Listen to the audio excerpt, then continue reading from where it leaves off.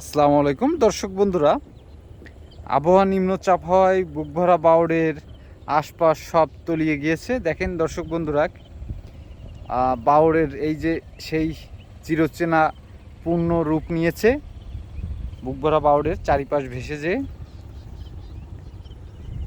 তো এখানে এসে দেখছি যে শৌখিন মৎস্য শিকারী অনেকেই শখের বশে এখানে মৎস্য শিকার করতে এসেছেন। পুরো বাওড়ের পাশ দিয়ে দেখছি যে হাত ছিপ, কেউ খেপলা জাল দিয়ে মাছ ধরছেন।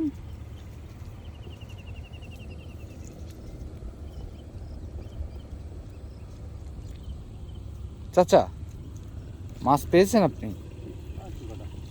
কি মাছ পেয়েছেন একটু দেখানো যাবে? তেলাপিয়া, একটু দেখাবেন কিরকম মাছ পেয়েছেন?